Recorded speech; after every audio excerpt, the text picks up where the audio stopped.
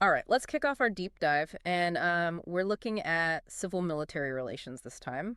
Yep. And, we always try to pick like a good foundational text to kind of ground our conversation. And you went with Samuel Huntington's The Soldier in the State.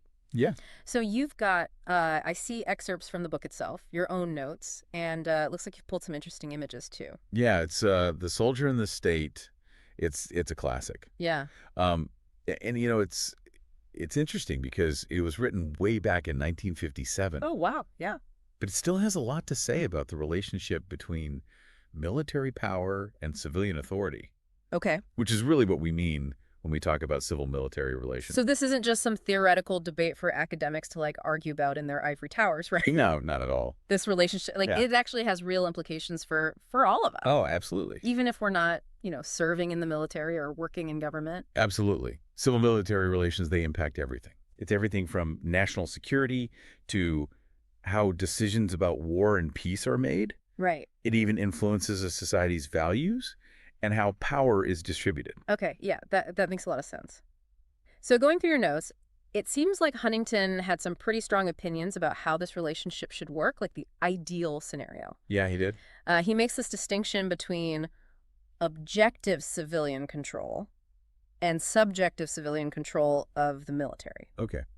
Can you unpack those terms for us a little bit? Yeah, sure. So imagine like objective control as creating a clear separation Okay. between the military and politics. Yes.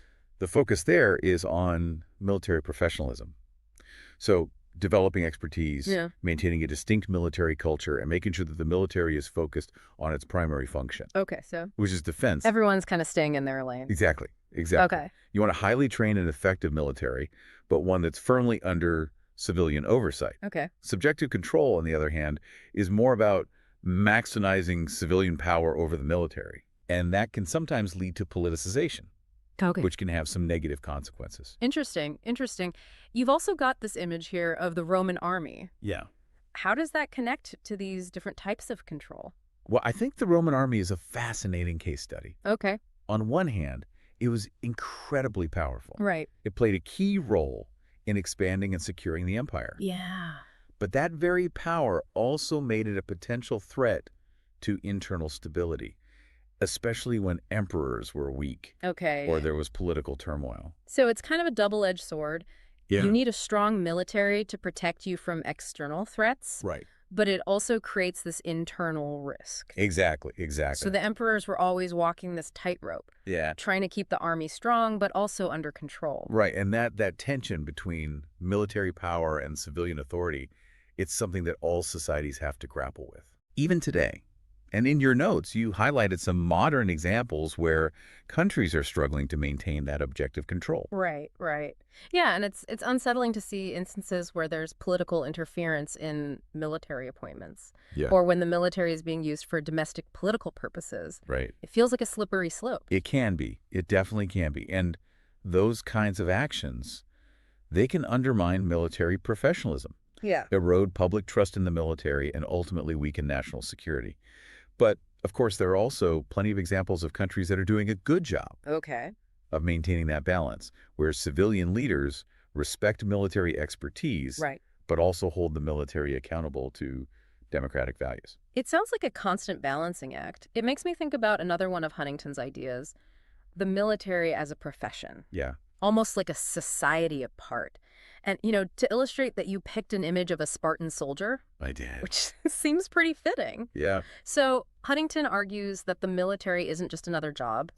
It's a unique profession with its own specialized knowledge, skills, values, and culture. Exactly. And the Spartans kind of embody that perfectly. Yeah. Their entire society was structured around military effectiveness, Exactly. right? They were legendary for their intense training and warrior ethos. Yeah, and I think you even have a quote here from The Soldier in the State, Yeah. where he compares the military to other professions like medicine and law. Oh, that's right. Yeah. And he points out that all of these professions require extensive training, a strong sense of service, and adherence to a specific code of ethics. Right. But what makes the military even more distinct is that it deals with the ultimate responsibility, Okay. the use of force.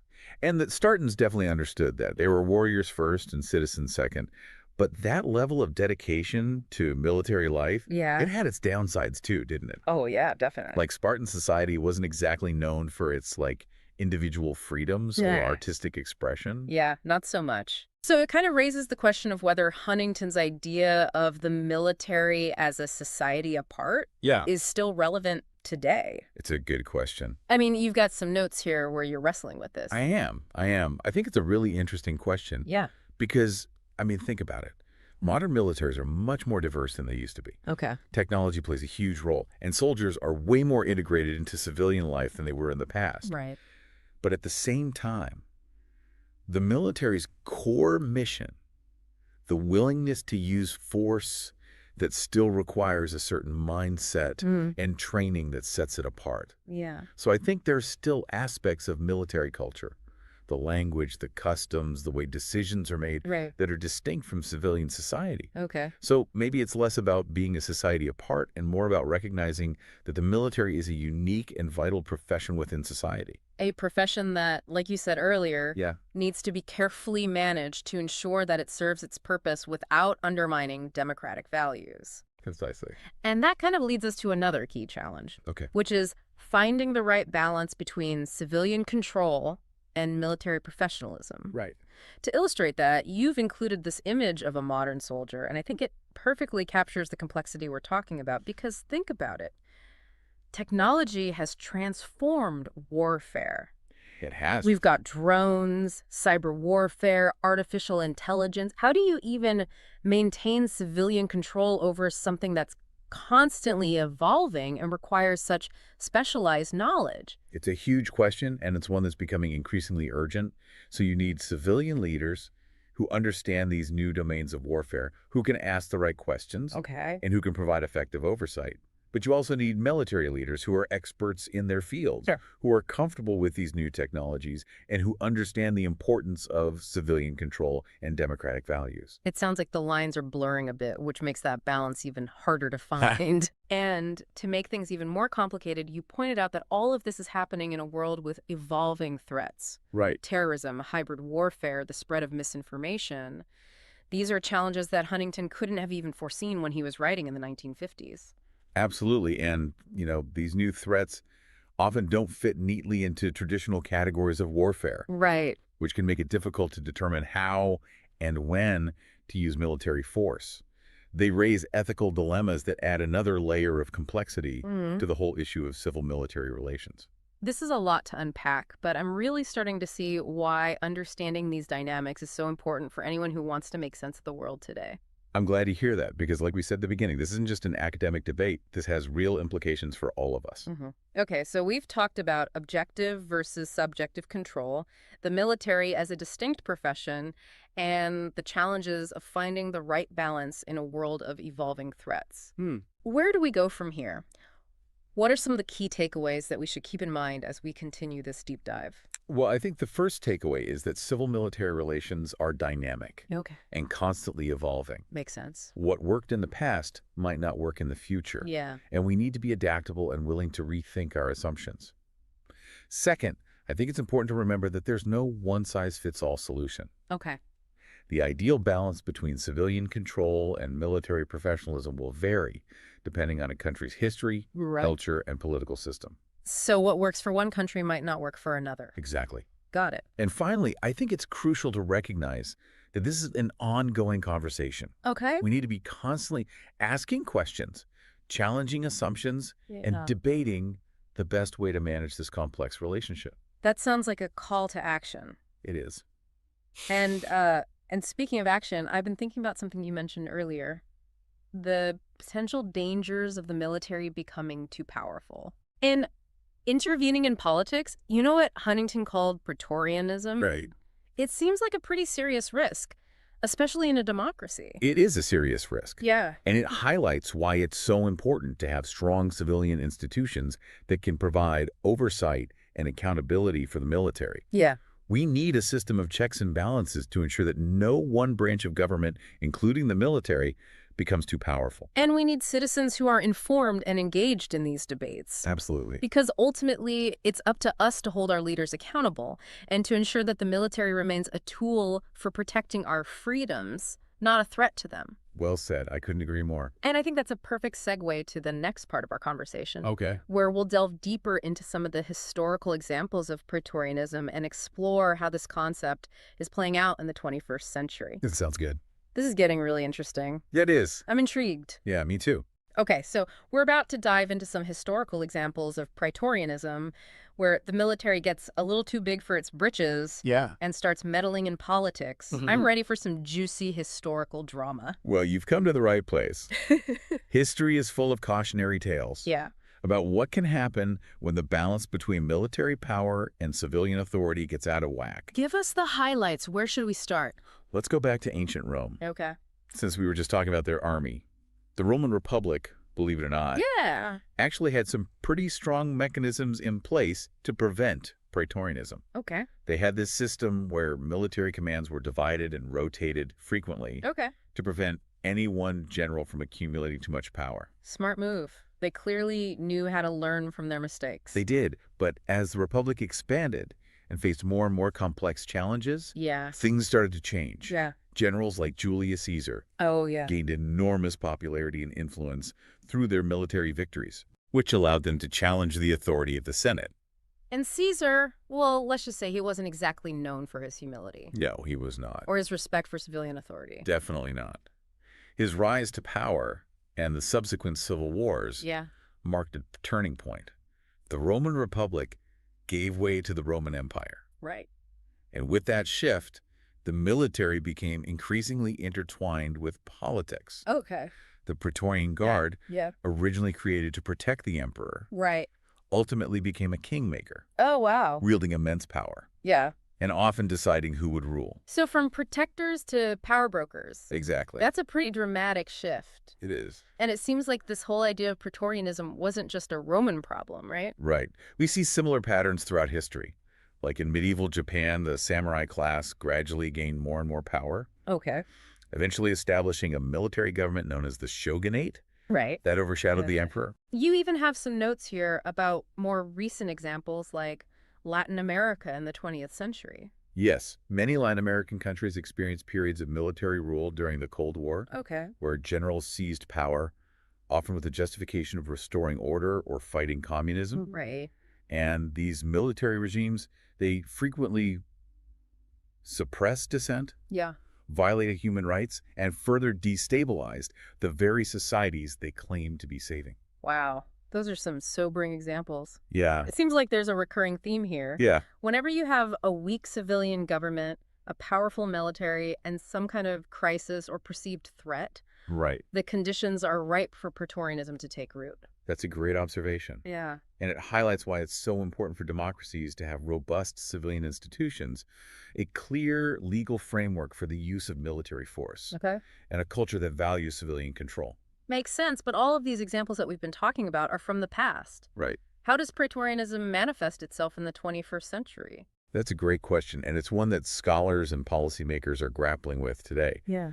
While we don't see outright military coups in established democracies as often anymore, Okay. there are still subtle and sometimes not so subtle ways that the military can exert undue influence in politics. Okay, I'm all ears. Give me some examples. Well, one way is through the revolving door Okay. between the military and the defense industry. Mm. When high-ranking military officers retire Yeah. and then they take up lucrative positions in defense companies, Right. it can create potential conflicts of interest Okay. and blur the lines between military priorities and corporate profits. So there's this whole lobbying aspect to it. That makes sense. Exactly.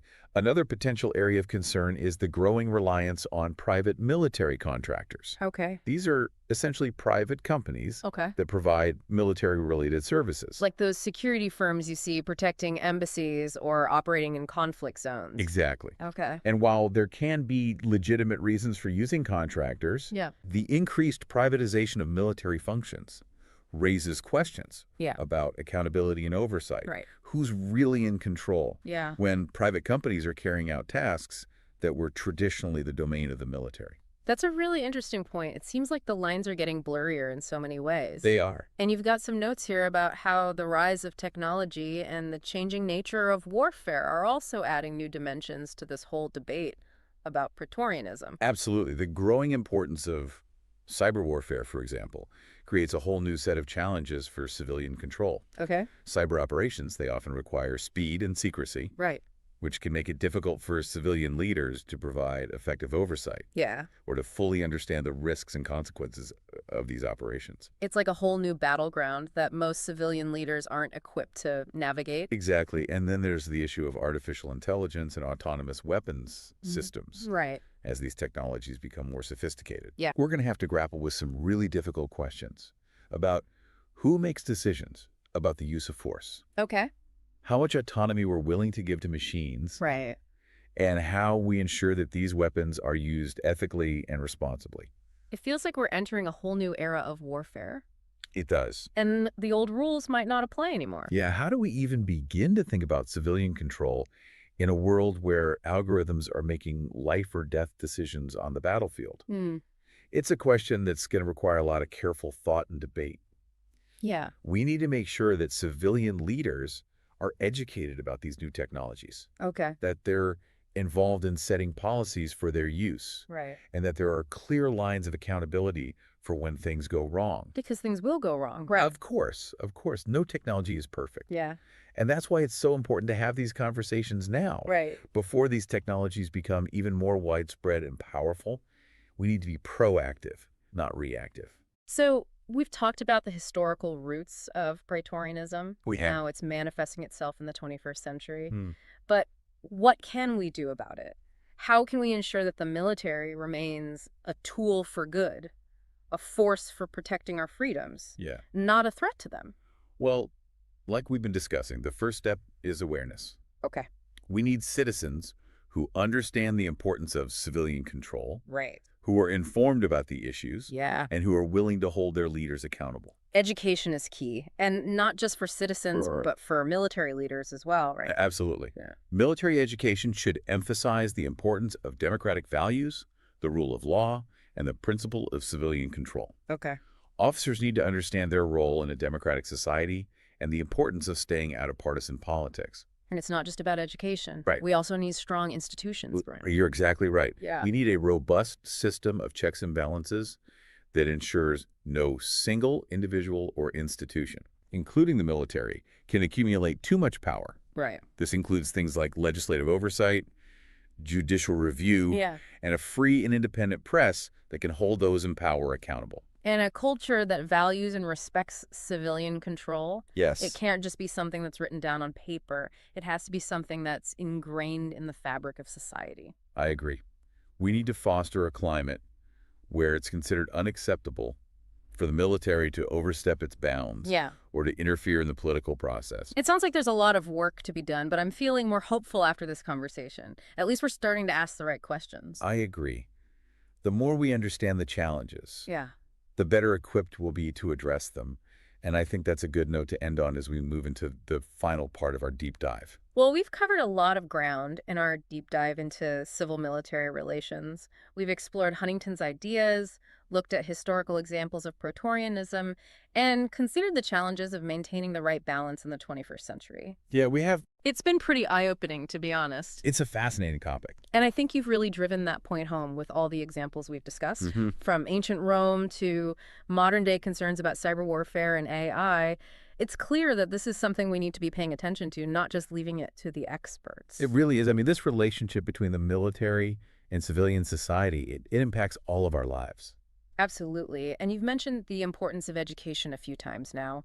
What would a more robust and effective approach to educating both civilians and military leaders about civil-military relations look like? Well, for civilians, I think it starts with incorporating these concepts into our education system, and earlier than we do now. Okay. Not just in college-level political science courses, but even in high school. We need to help young people understand the basic principles of democratic governance, the role of the military in a free society, and the potential risks of unchecked military power. So a more proactive approach, rather than waiting for a crisis to happen before we start having these conversations. Exactly. And for military leaders, I think it's crucial that professional military education emphasizes not just technical skills and strategic thinking, Right. but also ethical decision-making, the importance of civilian oversight, and the dangers of politicization. We've seen throughout history, and even in some current events, how things can go wrong when military leaders start to see themselves as above civilian authority, Oh, absolutely. or when they allow their personal political beliefs to influence their actions. It's a slippery slope. And I think it's also important to foster a culture within the military that values critical thinking, encourages open dialogue, and rewards those who speak up when they see something that's not right.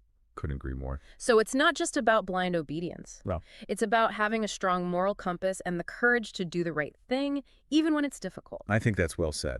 And that goes for civilians, too. We need citizens who are willing to speak out against the misuse of military power, who are willing to challenge those in authority, and who are willing to defend the democratic principles that underpin a healthy civil-military relationship. It really is about shared responsibility, isn't it? Yeah, both civilians and the military have a role to play in ensuring that this relationship remains balanced and productive. Couldn't have said it better myself. Yeah. It's about building trust, fostering mutual respect, and working together to safeguard the values and institutions that make a democracy strong and resilient. Okay, so we've talked about the need for education, strong institutions, and a culture that values civilian control. Any final thoughts for our listeners as they continue to ponder these complex issues? What's the one thing you really want them to take away from this deep dive? I think the most important takeaway is this.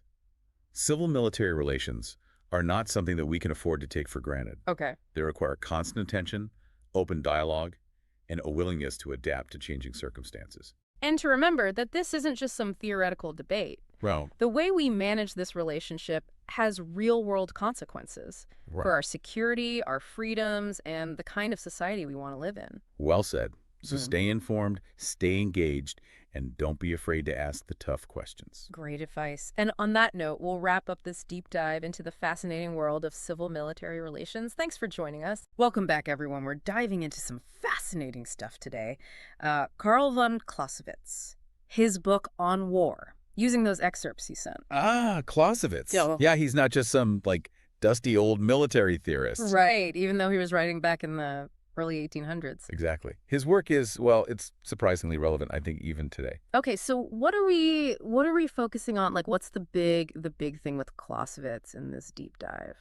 Well, a lot of folks might think on war is just about battles, troop movements, that kind of thing. Right. But he actually goes way deeper, like into the psychology of conflict, Mm. how politics play a role, even the role of chance, uncertainty, all that.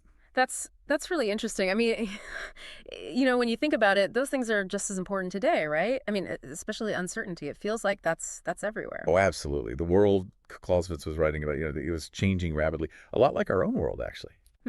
Okay, so let's jump into the book. One of the things that really stood out to me was this idea that war is basically like a giant duel. Oh, yeah, he uses that analogy, doesn't he? The two wrestlers. Yeah, he compares it to two wrestlers, each trying to overpower the other. So it's like not just armies fighting, but it's really about like a struggle of wills. Yeah, it's a powerful image, right? I mean, what he's getting at is this idea that war is ultimately about forcing your enemy to do what you want, to submit to your goals, your will, basically. Yeah. And that's a huge idea. Really changes how we think about conflict, even today, I think. Yeah, it's like behind all the military stuff, there's this really primal human element driving the conflict. Absolutely. But here's the thing. Clausewitz doesn't stop there. He says that while force is definitely essential, it's not just brute force. So it's not enough to just have the biggest army or the most powerful weapons. Right. You also need intelligence, and you need strategy to use that force effectively. Think of it like a swordsman, a really skilled swordsman. They don't just swing wildly. There's precision, timing, an understanding of the opponent to win. Right. Right. You have to know your enemy's weaknesses and use your strengths against them, not just like charge in blindly. Kind of like, a game of chess almost. Yeah, exactly. And this is where Clausewitz's work gets really interesting for us, I think. Even though the weapons have changed so much since his time, those basic principles of strategy, they're still super relevant. Okay, so we've got this idea of war as a duel, right? A duel of wills where strategy and intelligence are key. But Clausewitz, he doesn't stop there. He goes on to talk about, he famously says, war is an act of policy. So he's connecting war to politics. Oh, absolutely. He's saying war isn't some isolated thing. It's all tied up with political goals, calculations. Okay, so you can't really understand a conflict without understanding, like, the political reasons behind it. The Yeah. motivations, right. Exactly. And this connection between war and politics, well, goes both ways, right? Like political aims, they shape military actions. But Hmm. then the war itself, how it goes, that could totally change the political landscape. It's back and forth, always. And Clausewitz saw this firsthand. I mean, he lived through the Napoleonic Wars, so he witnessed how politics and war, how they kind of feed off each other. Exactly. And he noticed a big shift happening in his time, too, something we still grapple with, the role of regular people in war. Okay, what do you mean by that? Well, in the 18th century, wars were more like affairs between governments. Okay, yeah. But then in the 19th century, with the French Revolution and all that, we see more popular participation, the people becoming a bigger factor. And Clausewitz really picks up on this, right? He even talks about Napoleon's campaigns. Oh, yeah. Especially the invasion of Russia in 1812. That was a disaster for Napoleon. And popular resistance, the Russian people, they played a huge role in his defeat. It's almost like he's anticipating this idea of, like, a people's war, which became so important later on. Right. He's seeing how even a powerful army can be stopped by a determined population. That will to resist. It matters. Okay, so far we're seeing how Clausewitz thinks about war way beyond just, military strategy. Yeah. He's connecting it to politics, to the people involved, to all these bigger forces that shape how a conflict plays out. Exactly. And this leads us to another key idea, the culminating point of victory. Okay, culminating point. Now that sounds interesting. What does he mean by that? He's saying that even when you're winning, on the offensive, there's this point where your strength can actually start to decline. So you're winning battles, but you're not necessarily getting stronger. Right. It's like you reach a peak, Yeah. and then things can start to shift back the other way. The defender might gain an advantage. Wow, so even if you're, like, on a roll, victory isn't guaranteed. It's not just a straight line to the finish. Nope, not at all. It's more dynamic than that. Think about it. As an attacker pushes forward, their supply lines get stretched thin, Right. and they have to, hold the territory they've taken. Plus, the troops are getting tired. So they're winning, but it's costing them. They're getting weaker in the process. Exactly.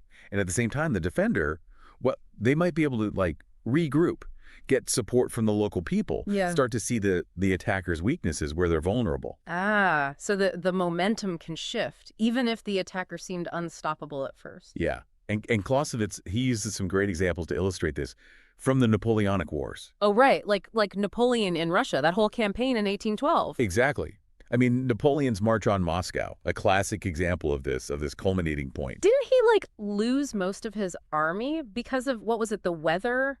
The Russians burning everything as they retreated? Yeah, the vast distances, the harsh Russian winter, the scorched earth tactics, it just drained Napoleon's forces. Yeah. Completely. It's a good reminder, I guess, that even the most powerful armies, they're not invincible. Right. The defender can use time, space, strategic waiting, all of that to wear down an attacker. Yeah. And ultimately win. So it's not just about brute force, right? It's about adaptability, too, being able to adjust to the situation to change your plans when you need to. Absolutely. And this leads us to, well, another fascinating part of Clausewitz's work, his ideas about military genius. Oh, okay, military genius. So he's talking about, like, the great generals, the Napoleons of history. Well, yes and no. When Clausewitz talks about genius, he's not just talking about, battlefield brilliance or tactical skill.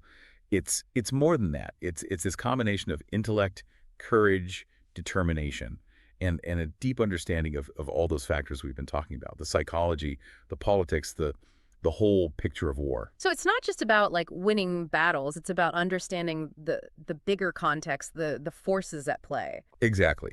A true military genius. For Clausewitz, they have to be bold, but also calculate risks carefully. They inspire their troops, but also make tough, even cold strategic decisions. It's a balance. It's almost like they have to have this sixth sense, this ability to see through the fog of war. Right. Intuition, knowledge, experience, it all comes together. And speaking of fog of war, that brings us to one of Clausewitz's most famous ideas, the idea of friction. Friction. Okay, now I'm really curious. What exactly did he mean by that? Well, he used this term to describe all those things that can mess up your plans, even the best plans, the things you can't really predict, or control. Okay, I'm starting to get it. So, like, even with, all the technology we have today, all the satellites and intelligence gathering, you're saying there's still this element of unpredictability in war. Oh, absolutely. There's the fog of war, sure, but there's also, well, just human error. People make mistakes, especially under pressure. Miscommunication happens, logistics break down, troops get tired. And that's friction. So how do you deal with that if you're a commander? I mean, do you just accept it as inevitable? Well, Clausewitz says you can't eliminate friction entirely. No way. But you can try to lessen its impact by understanding where it comes from, planning for it as best you can. So, like, building flexibility into your plans, having like a plan B, maybe Yeah. even a plan C. You got to be able to adapt, improvise when things inevitably go wrong. And this is where, again, that military genius, that sense of warfare comes in, knowing when to stick to the plan, when to throw it out and try something new. Okay, so friction, adaptability, this military genius.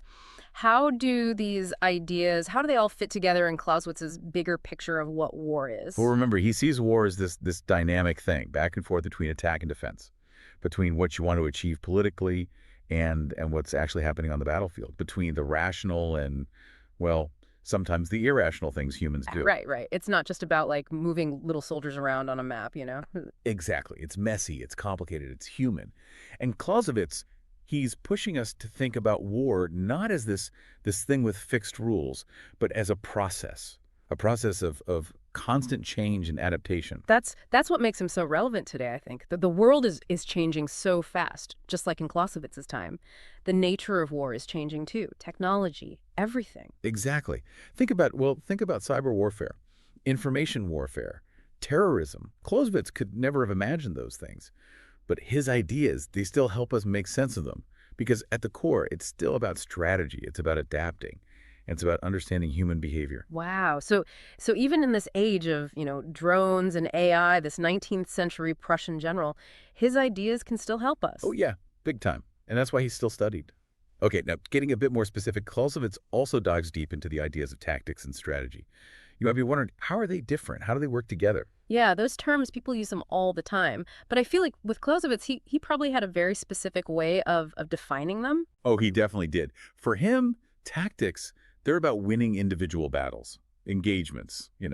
But strategy, that's about using those battles to reach your overall goal, the political goal, the reason you're fighting in the first place. Okay, so tactics are like winning a single game, and strategy is about like winning the whole championship. Perfect. Exactly. And both tactics and strategy, they're constantly evolving. The best commanders, they can adapt them to the situation, the terrain, the enemy strengths, even the political mood. It's not about just following the same playbook every time. Right. You have to be flexible, learn as you go, adjust. Right.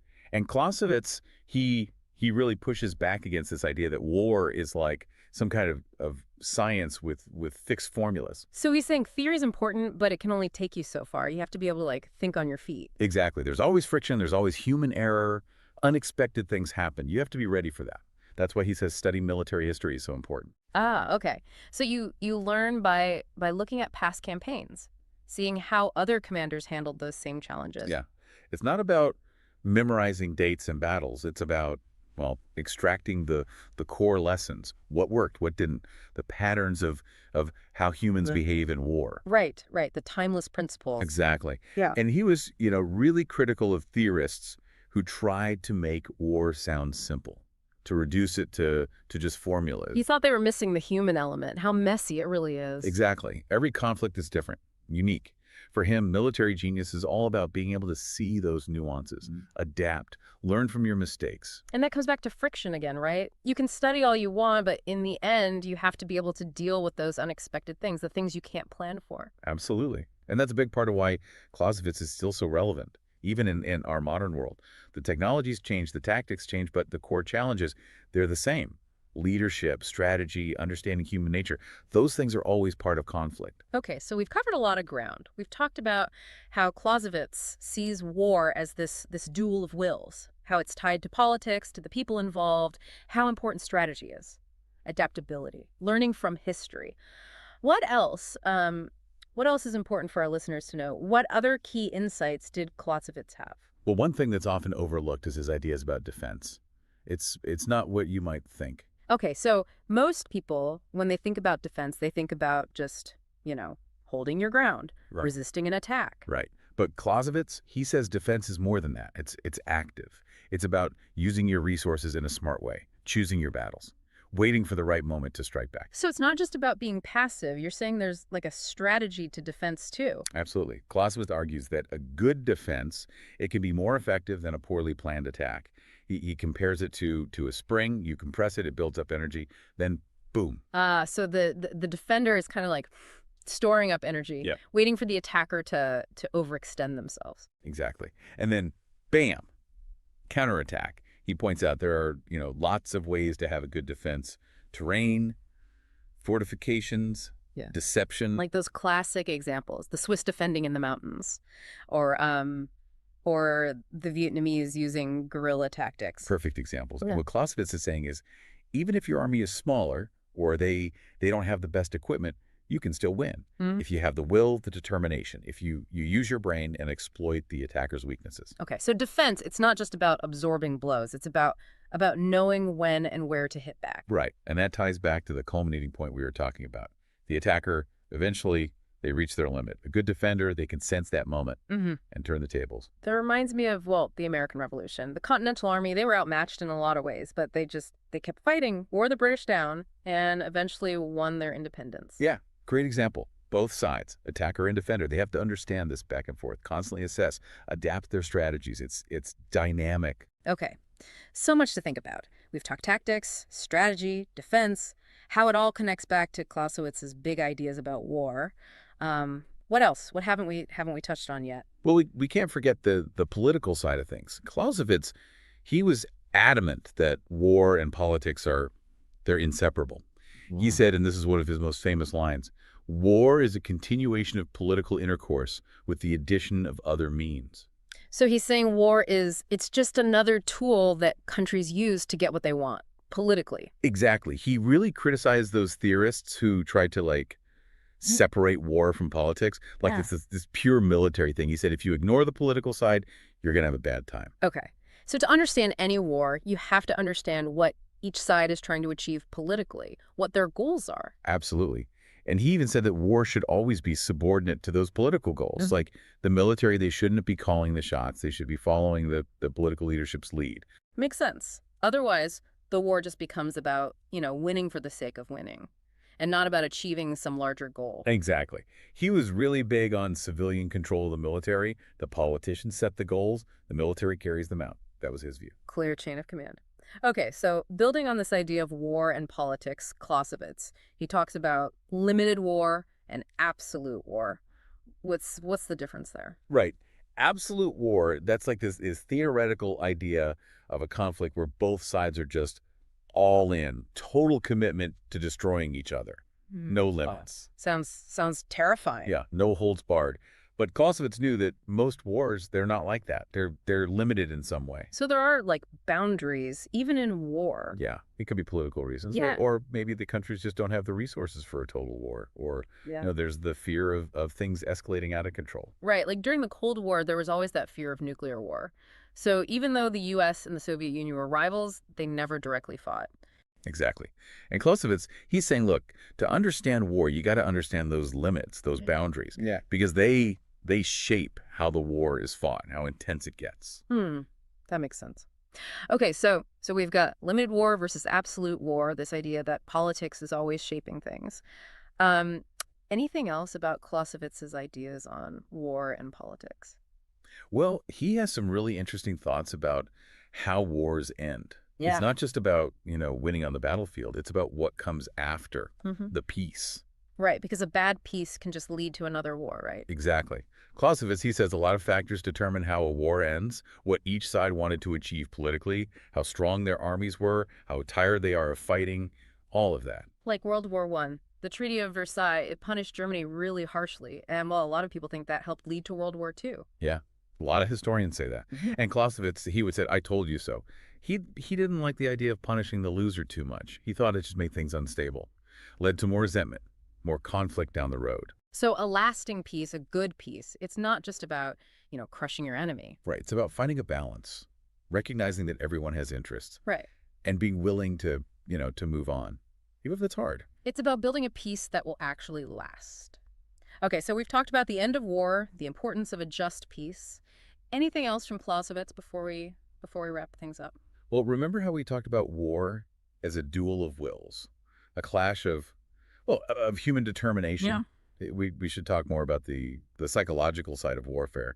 Clausewitz had a lot to say about that. Yeah, he wasn't just interested in, tanks and strategies. He was really interested in the human element, the things that make people fight or not fight. Right. He said those psychological factors, they can be just as important as, having the best weapons, sometimes even more important. So it's not just about who has the bigger army. Nope.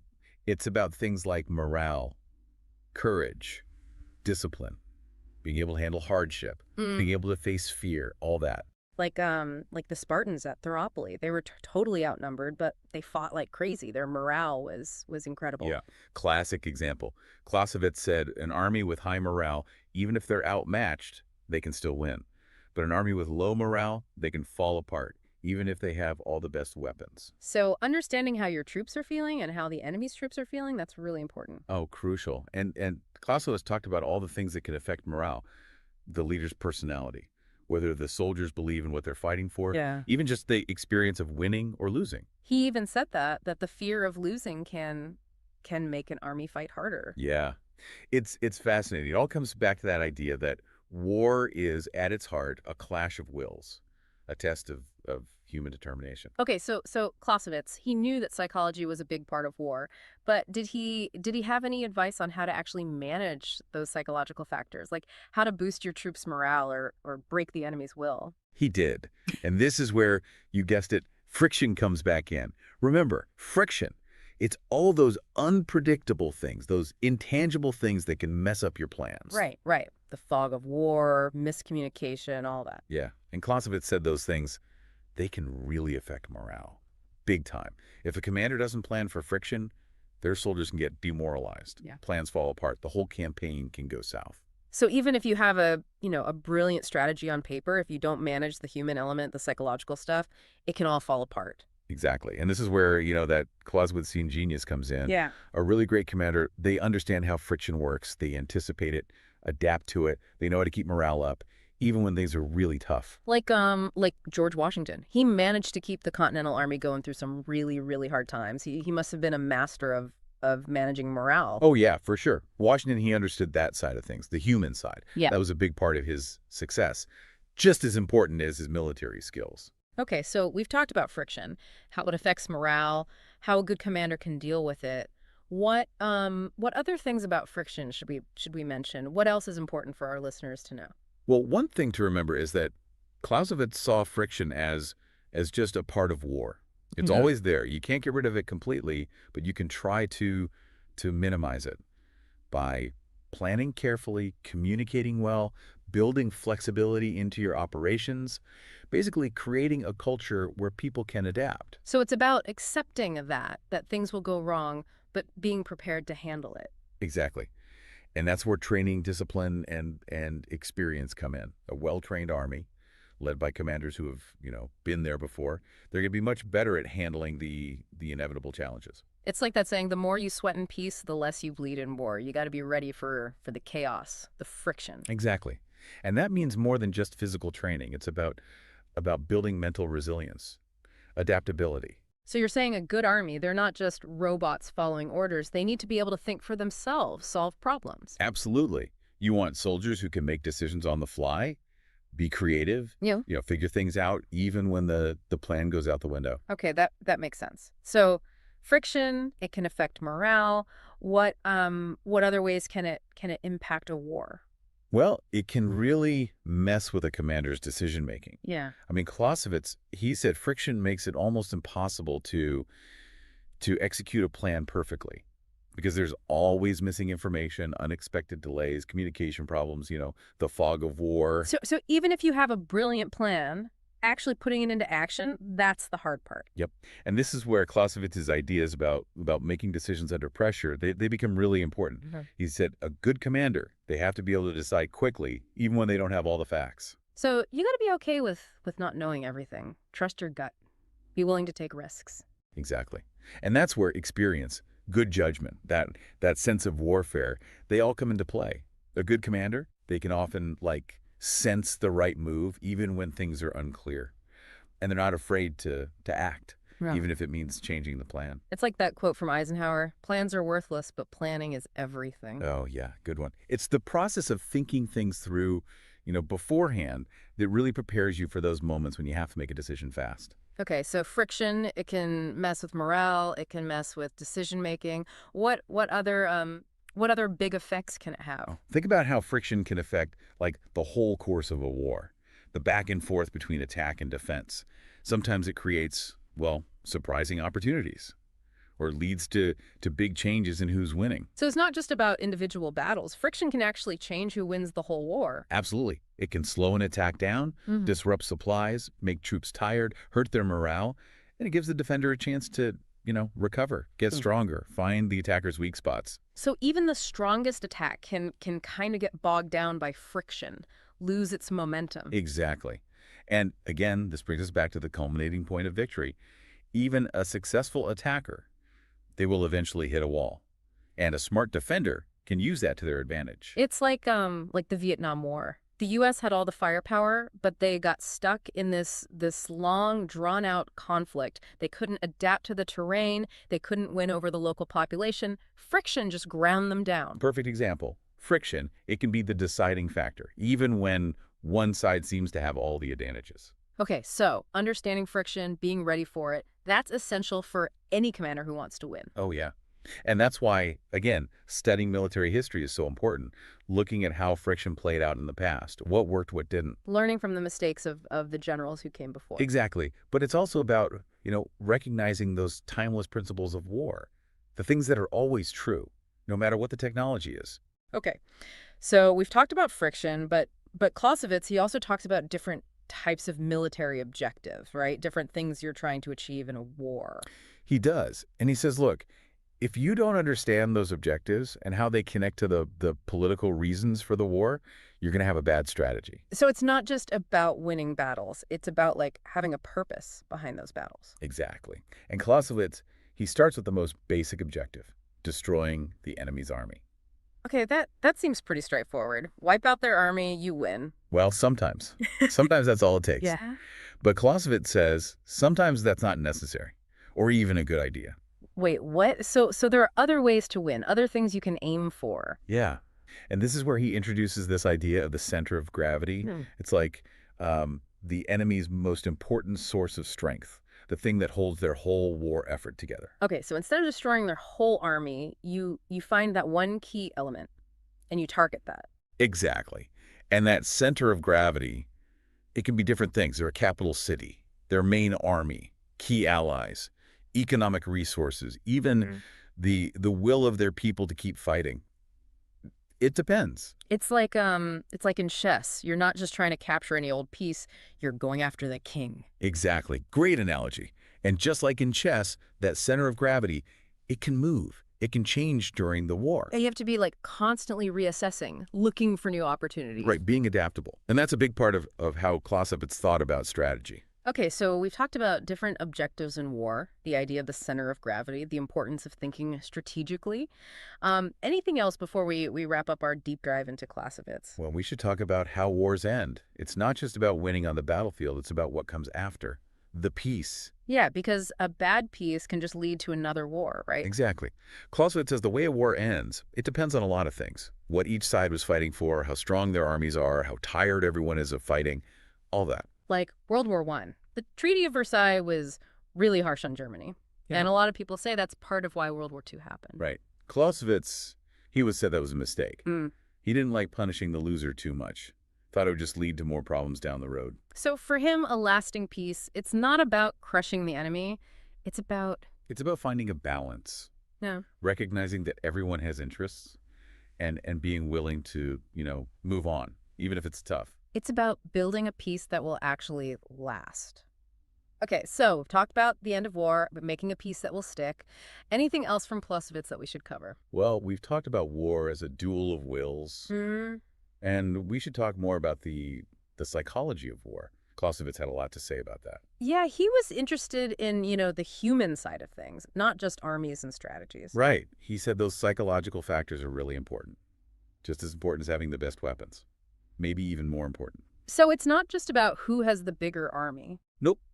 It's about things like morale, courage, discipline, being able to handle hardship, face fear, all that. Like the Spartans at Thermopylae. They were totally outnumbered, but they fought so fiercely, their morale was incredible. Exactly. A classic example. Clausewitz said an army with high morale, even if they're outmatched, they can still win. But a poorly led army, they'll fall apart, even if they have the best weapons. So you have to understand how your troops are feeling and how the enemy is feeling. Exactly.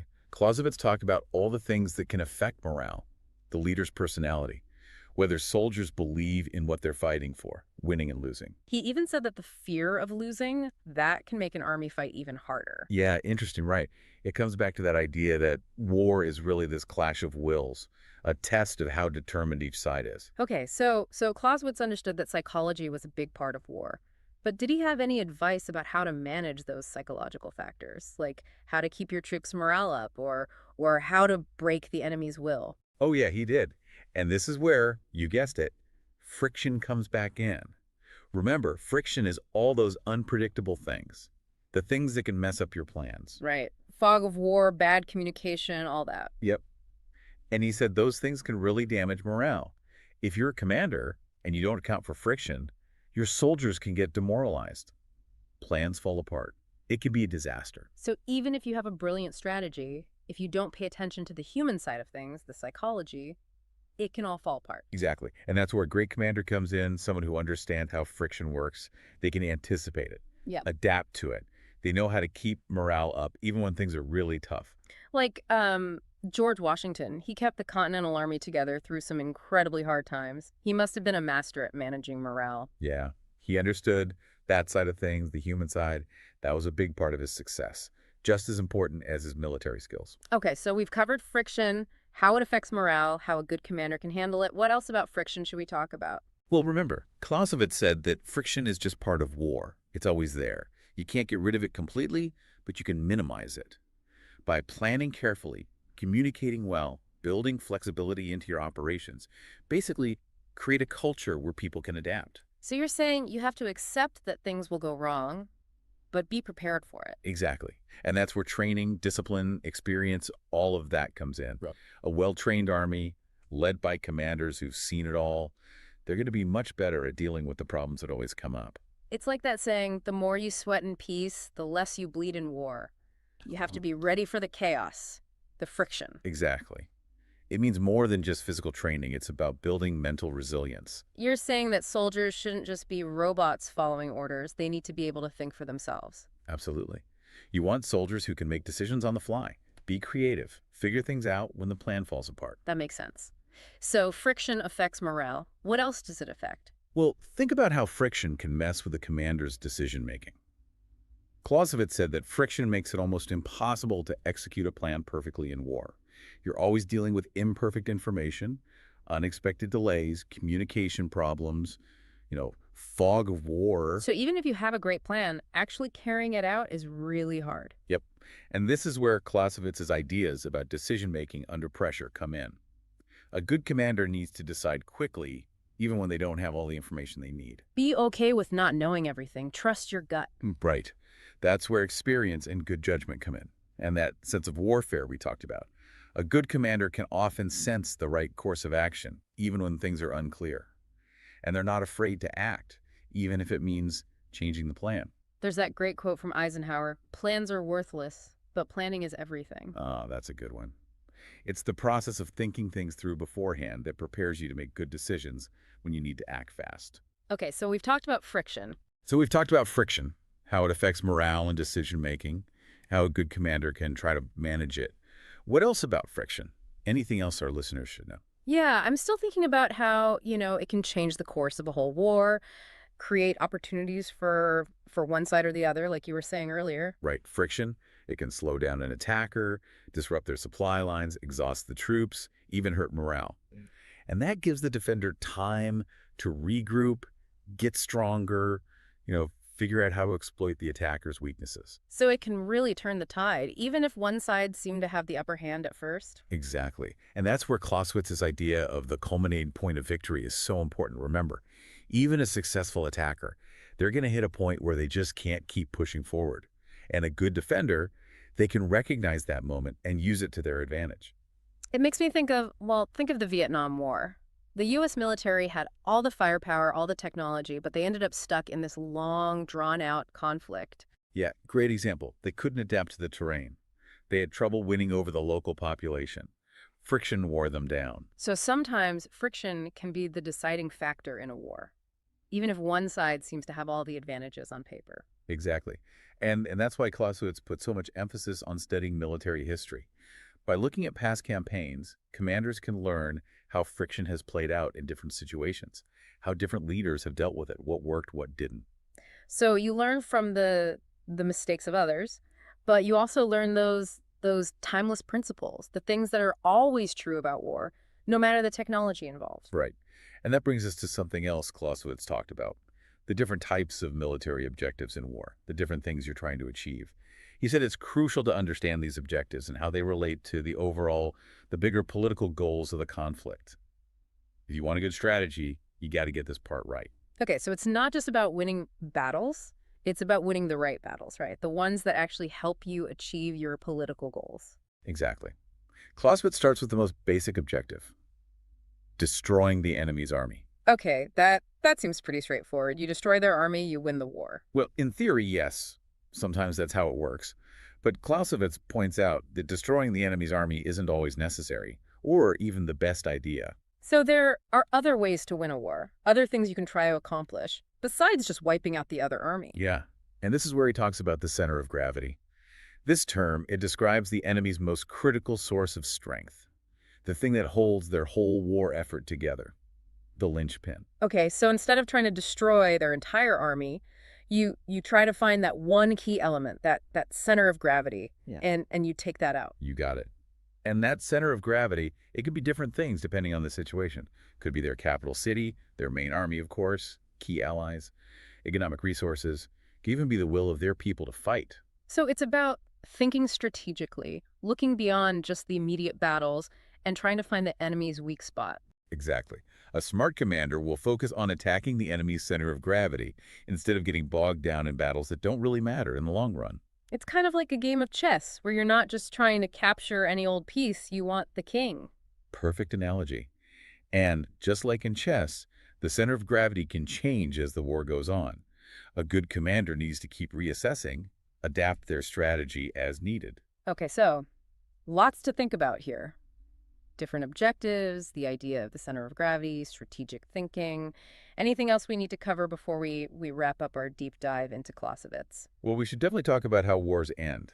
It's not just about winning on the battlefield. It's about what happens after the fighting stops. It's about making peace. Yeah, because if you make a bad peace, it can just lead to more fighting later on. Exactly.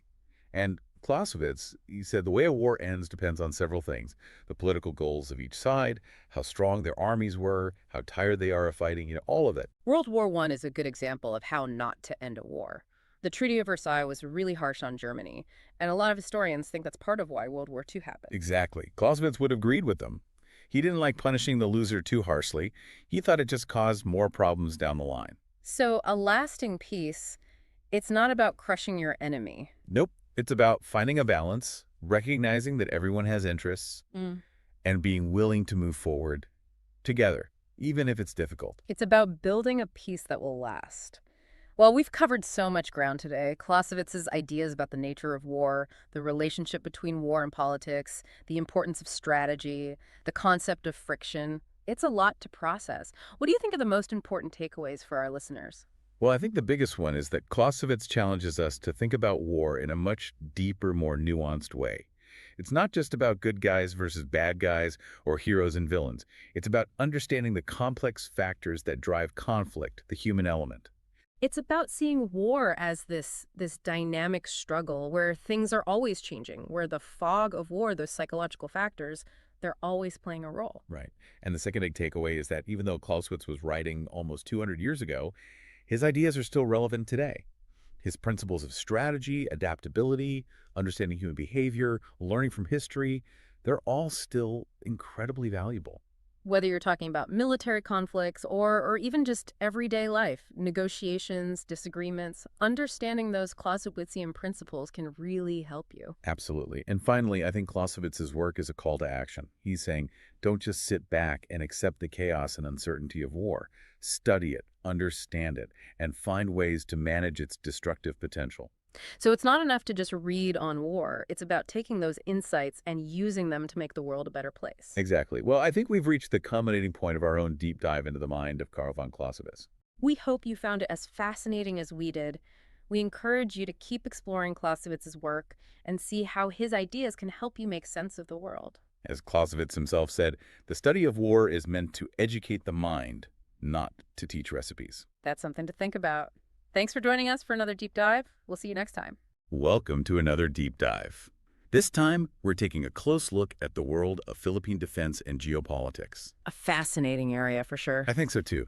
I was looking through the stack of academic papers and articles you sent over, and it paints a pretty vivid picture of all the different forces at play, shaping the security landscape for the Philippines.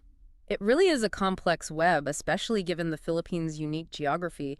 It's not just about military might. Yeah, you're right. It's kind of like a puzzle, figuring out what the Philippines needs to navigate these, let's call them choppy waters. A good analogy. I mean, you think about it, the Philippines is more than just a dot on the map, right? Yeah. It's actually more like a linchpin balancing economic currents, regional dynamics, and even those big global power plays. Okay, so let's unpack this puzzle. And I guess we should start with the elephant in the room, or should I say the dragon in the sea. China's been making some pretty bold moves in the South China Sea, haven't they?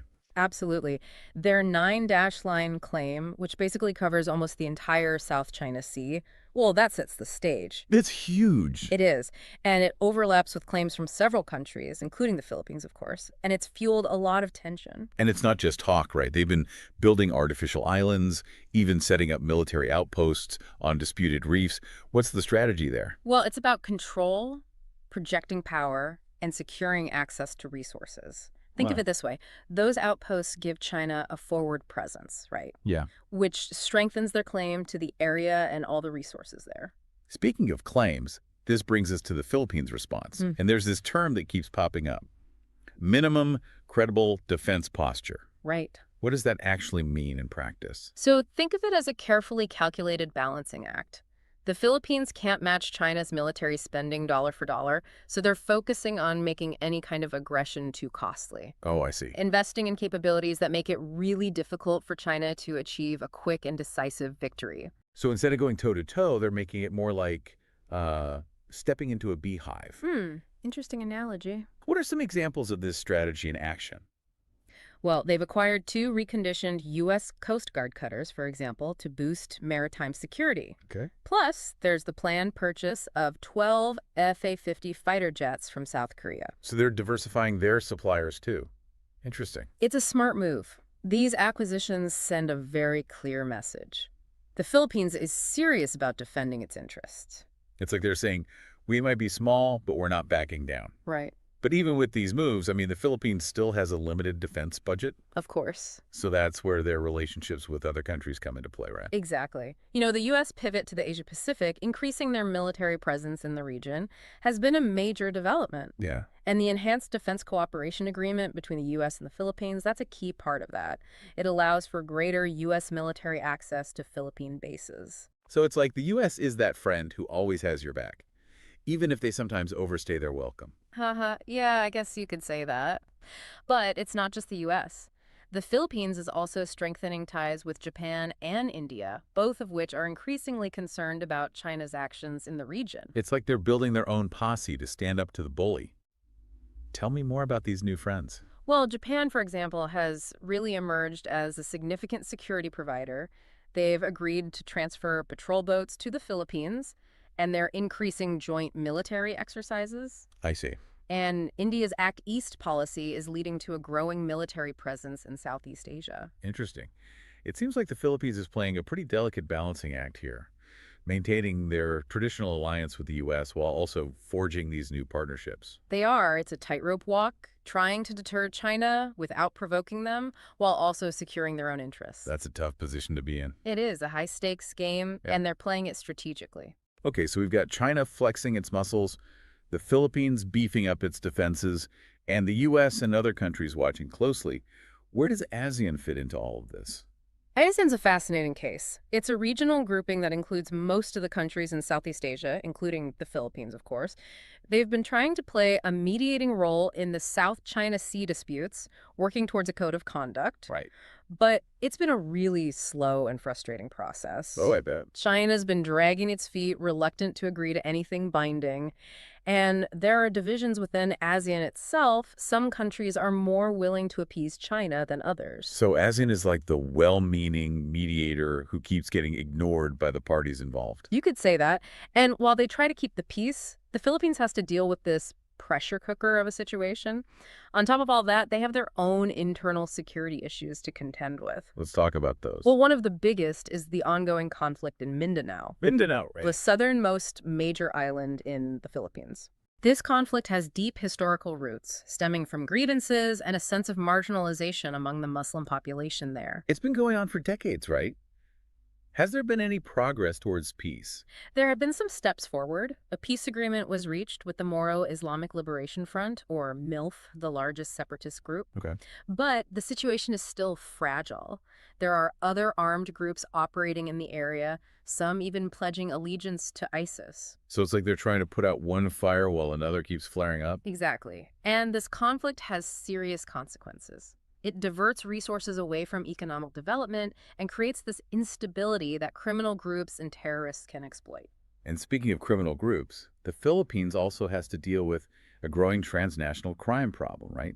Drug trafficking, human trafficking, arms smuggling. Absolutely. The country's porous borders and, well, let's just say there are some weaknesses in law enforcement. This all makes it a pretty attractive target for these networks. So it's like they're fighting a war on multiple fronts, both from within and outside their borders. That's a good way to put it. And this all feeds into a larger conversation about how the Philippines can do it right when it comes to modernizing their armed forces.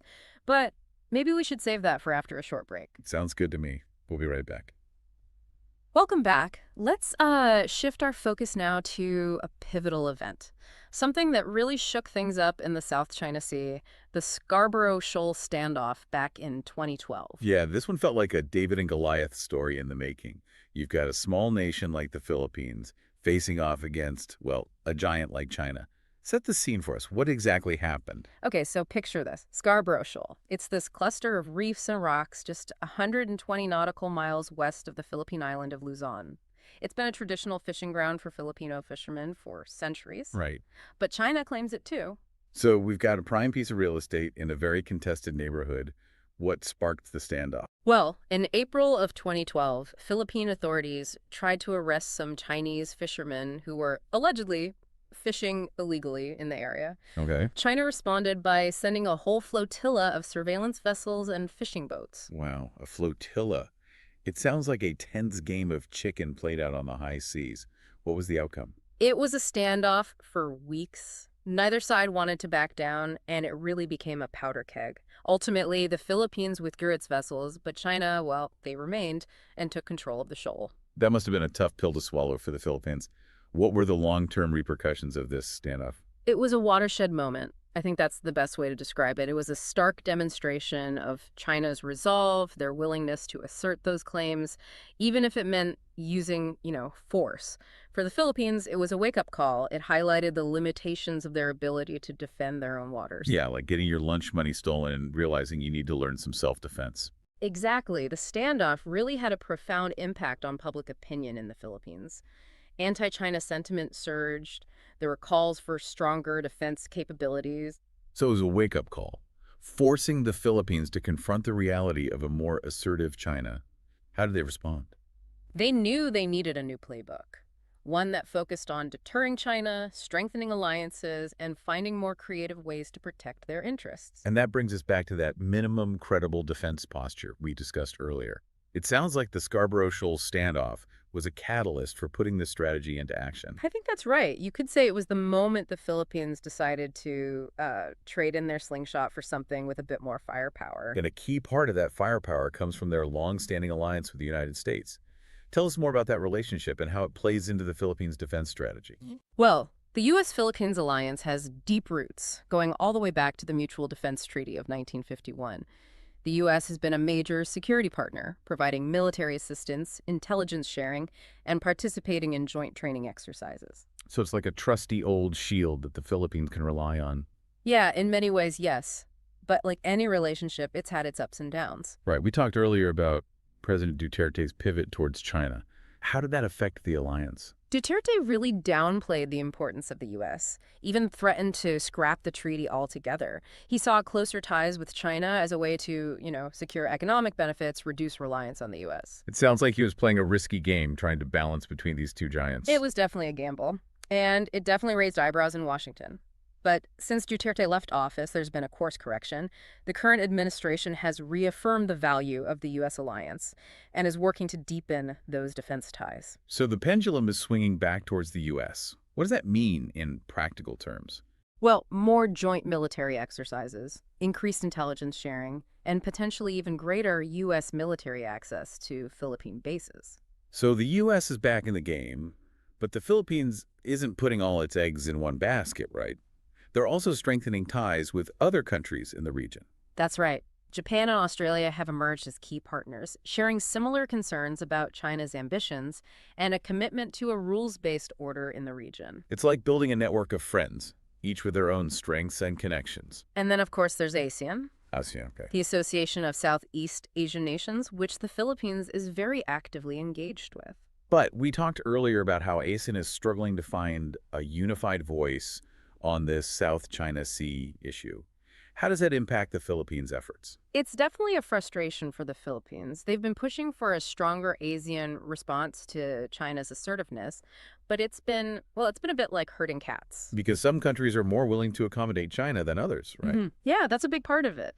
Economic ties with China play a significant role, and some countries are just wary of provoking a giant.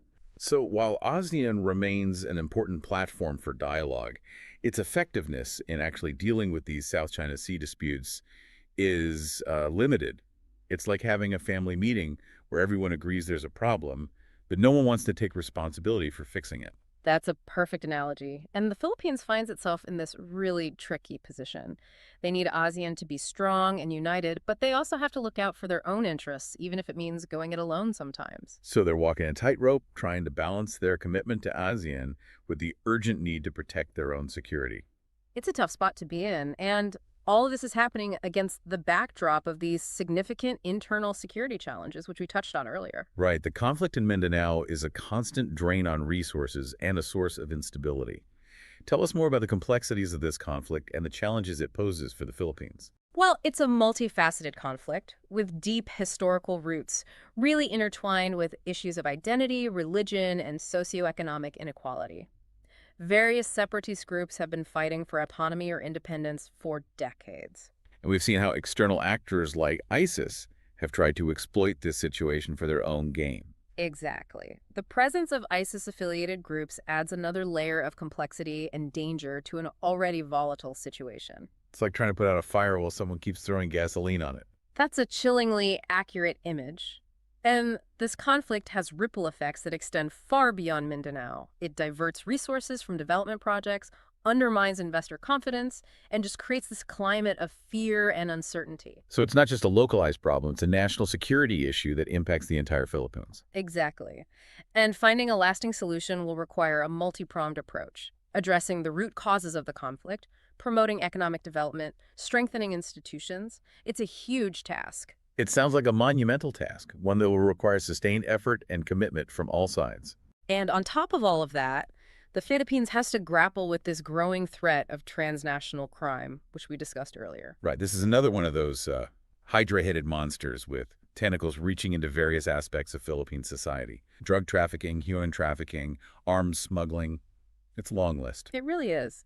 And it's fueled by this complex mix of factors: poverty, corruption, weak law enforcement, and porous borders. It's like a virus that keeps mutating and finding new ways to infect the system. And the effects are just devastating. It undermines the rule of law, fuels violence, and just erodes public trust in institutions. So we've got all these internal security challenges layered on top of the external pressures from China, and then you add in the constant threat of natural disasters. It's a lot for any nation to handle, let alone one with limited resources like the Philippines. It's true. It really is a testament to the resilience of the Filipino people that they've been able to navigate these treacherous waters for so long. That resilience is really remarkable, but it's also a reminder of the high stakes involved. The decisions the Philippines makes in the coming years will determine whether they sink or swim in these, well, let's stick with the analogy, these choppy waters. They will. And those decisions will be shaped not just by geopolitical calculations, but also by the human stories that are playing out on the ground.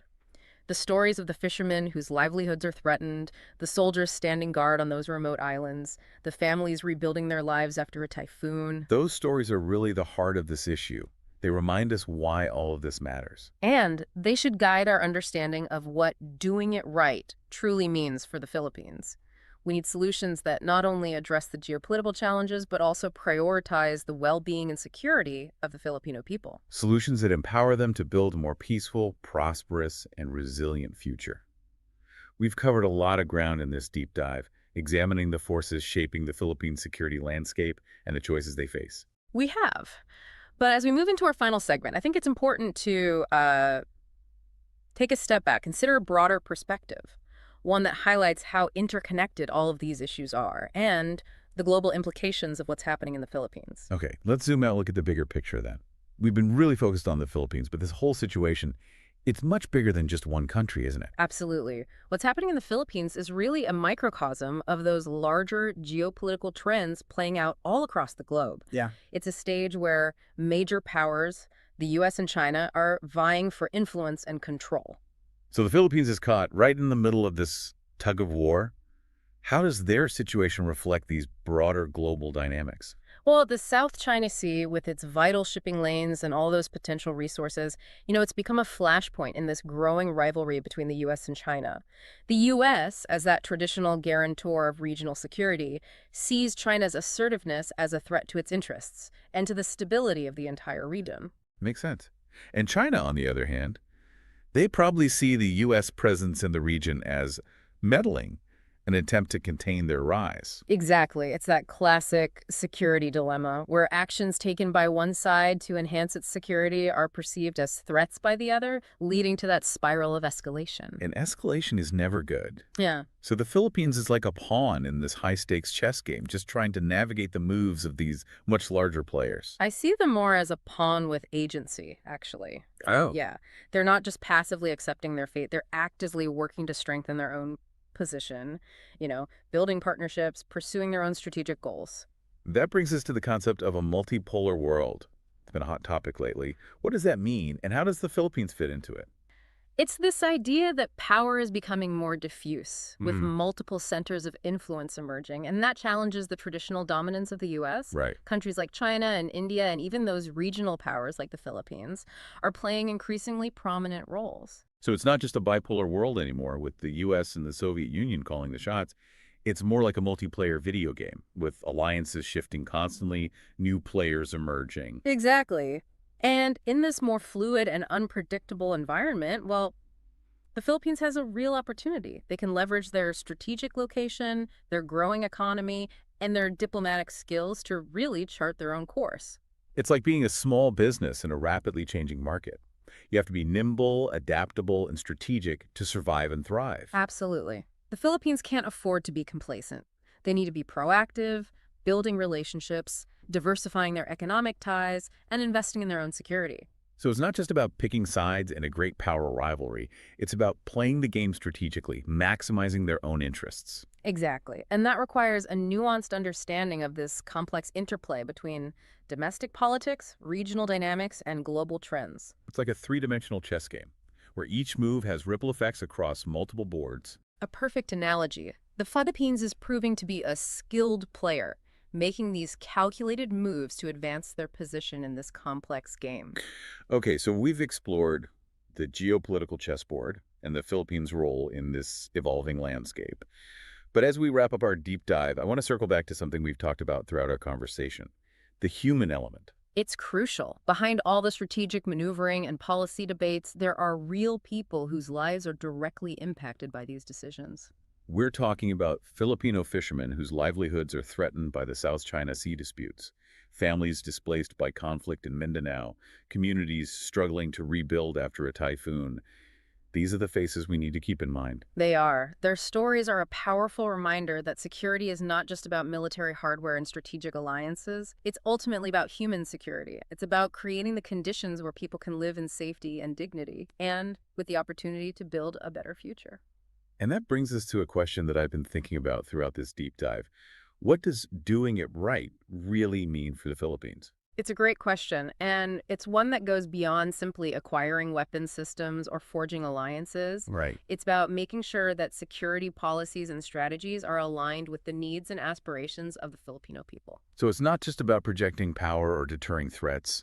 It's about protecting people, empowering them to live secure and fulfilling lives. Exactly. It's about building a future where Filipinos can fish in their traditional waters without fear, where communities in Mindanao can live in peace and prosperity, where families can rebuild their lives after a disaster without being plunged deeper into poverty. It's about creating a Philippines that is not only secure from those external threats, but also resilient in the face of those internal challenges and those natural disasters. A Philippines where human security isn't just a slogan, but a lived reality. That's a powerful vision, and one that I hope the Philippines can achieve. It won't be easy. There will be challenges, setbacks, and tough choices to be made. Of course. But the Filipino people have shown time and again that they are resilient, resourceful, and determined to build a better future. They have. And as we wrap up this deep dive, I want to leave our listeners with a final thought. The Philippines is a nation at a crossroads, facing both profound challenges and extraordinary opportunities. They are. The decisions they make in the coming years will shape not only their own destiny, but also the future of the region. It's a story that deserves our attention, our understanding, and our support. It does. And we hope this deep dive has equipped you, our listeners, with the knowledge and insights to engage with this story in a meaningful and informed way. Thank you for joining us on this journey into the complex and fascinating world of Philippine defense and geopolitics. We'll see you next time on the Deep Dive. Welcome back, everyone. Ready for another deep dive? Always. Awesome. Today, we're going to tackle a concept that's been, debated for centuries: civilian control of the armed forces. Yes. It's like a cornerstone of any democracy. Absolutely. But as you'll see, it's way more complicated than just like stopping a military coup. Oh, yeah. Much more to it. Right. We're using a chapter from the Paul Grave Encyclopedia of Global Security Studies. Okay. Specifically, the chapter on, civilian control of armed forces, to really dig into this. Great source. It's a fascinating topic. Has been, a concern for so long, actually. I mean, even in Plato's Republic. Oh, that far back. Oh, yeah. You see this tension already, right? You need a strong military, obviously. States need that for defense and all. But that strength, that very strength could, threaten the government itself. It's like a constant balancing act, this guardianship dilemma. I like that, guardianship dilemma. So you're trying to make sure you've got security without, undermining the whole system. Exactly. It's the system you're trying to protect, right? Right. Okay, that makes sense. So hold on. We're not just talking about, preventing, tanks rolling down the streets, taking over the capital? No, not just that. It's much broader.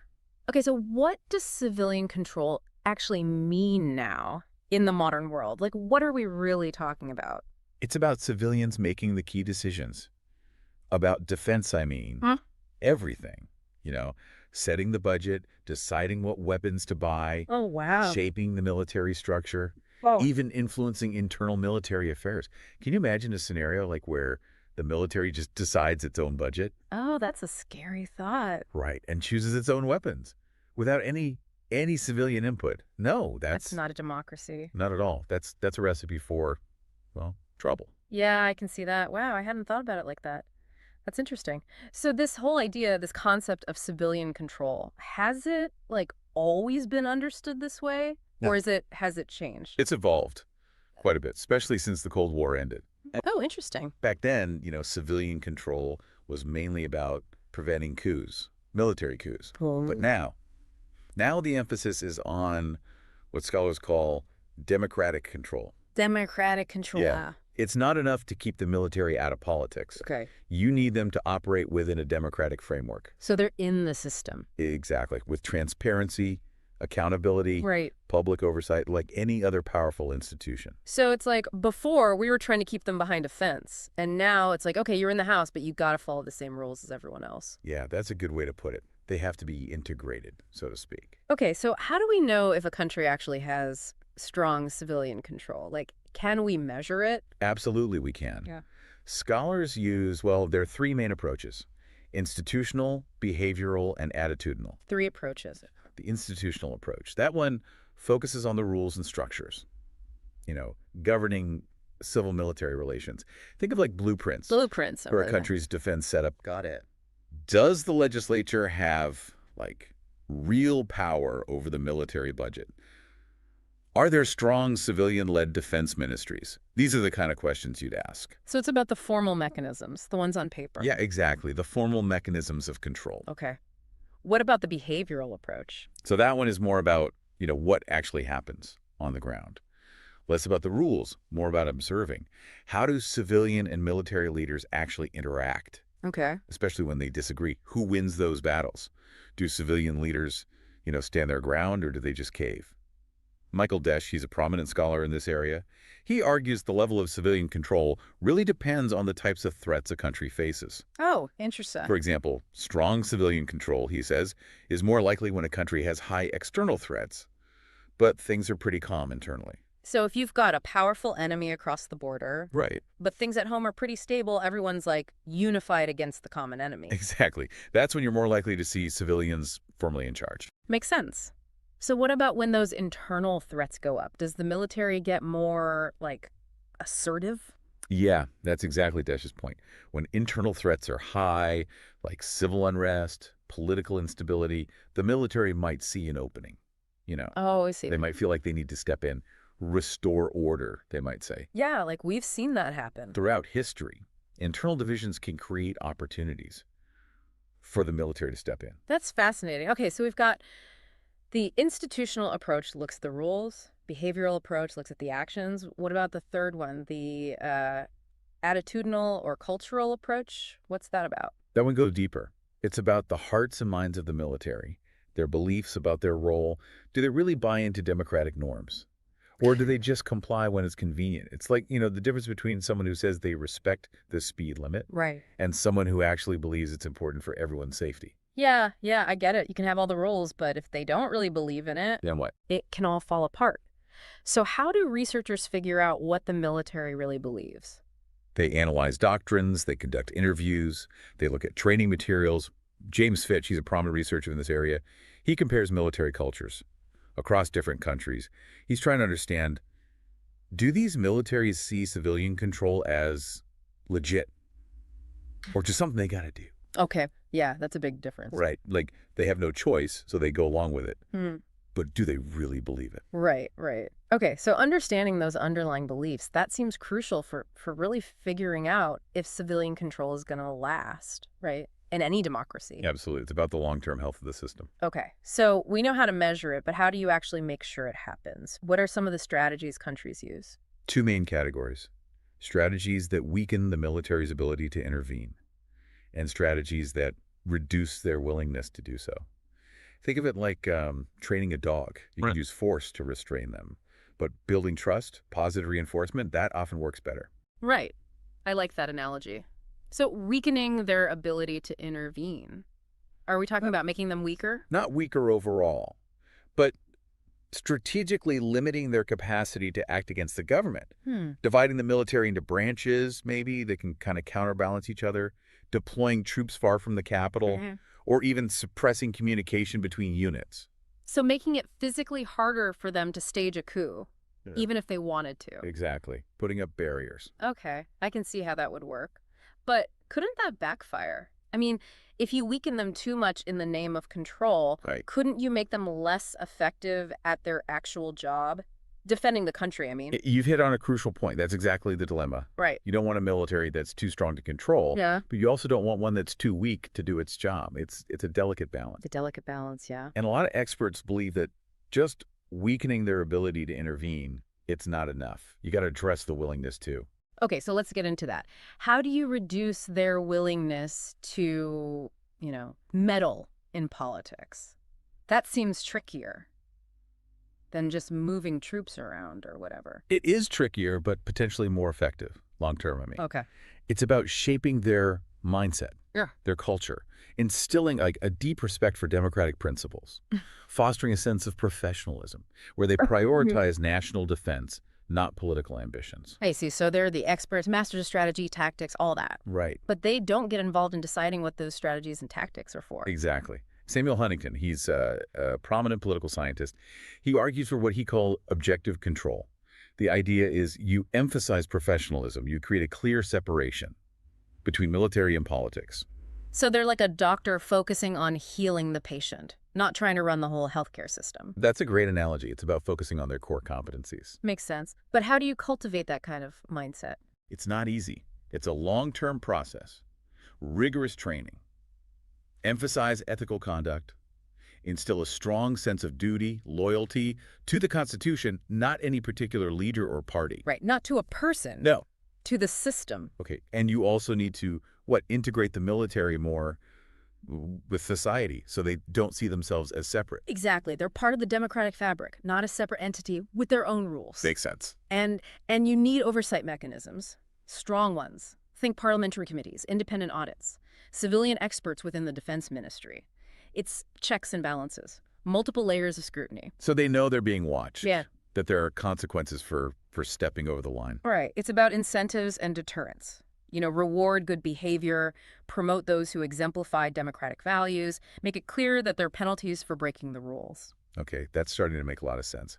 But it's complex. Are we expecting, like, everyday citizens to grasp all this and hold their leaders accountable? That's a great point. It highlights another challenge. For civilians to be effective at oversight, they need knowledge. Oh, right. They need to understand the military, its capabilities, its limitations, its culture, how it makes decisions. It's like anything else in a democracy. Yeah. You need an informed citizenry. That's true. Yeah. So you can't just want civilian control. You need to understand what it is, how it actually works. Exactly. Okay, that makes a lot of sense. Before we move on to looking at specific examples, I want to pause here. From all of this, what's the most important takeaway? What should our listeners be thinking about as we keep going? This is key. Civilian control is vital, absolutely vital for a functioning democracy. But it's not automatic. You can't just assume it'll happen. It demands constant attention, careful planning, and a deep understanding of this relationship between the civilian and military spheres. It's dynamic. It's a constant balancing act. And ultimately, it's up to all of us as citizens to make sure it stays strong. That's a good point to think about. As we start looking at how different countries have tried to achieve this balance, we'll be back with more in Part 2, our deep dive into civilian control of the armed forces. Looking forward to it. It's like it never stops. This idea of civilian control being a dynamic process, always evolving. It's not a box you can check off and that's it. It's a constant thing. You're always working on it. Right, exactly. It requires constant, vigilance, adaptation. It's almost like a living thing, isn't it? This relationship between, civilian leaders and the military. That's a great way to put it. You got to nurture it, tend to it. It's always adjusting to new things. Right. New challenges. Yeah. Circumstances. Yeah. And the source material, it actually gives us some insight into how, different countries have tried to get this balance right between a strong military, but also a strong democracy, like Costa Rica, for example. Costa Rica. They abolished their army all the way back in 1948. No army at all. Wow, that's a big statement. I mean, it definitely shows they're serious about civilian control, but how do they even defend themselves? Well, they have a police force. It's small, and a Coast Guard. Okay. And they put a lot of emphasis on diplomacy, international cooperation. But the point is, they chose demilitarization. Like, it's part of who they are. Is part of their identity. And it's worked for them. They've had peace, stability, without a traditional army. That's amazing. It shows there's no one right way to do this. Absolutely not. One size fits all. No way. It all depends. The country's history, their political culture. Right. What kind of threats are they facing? Exactly. Their region, all these factors. So many factors, yeah. So what about the countries that do have a standing army? Right. How do they walk this tightrope?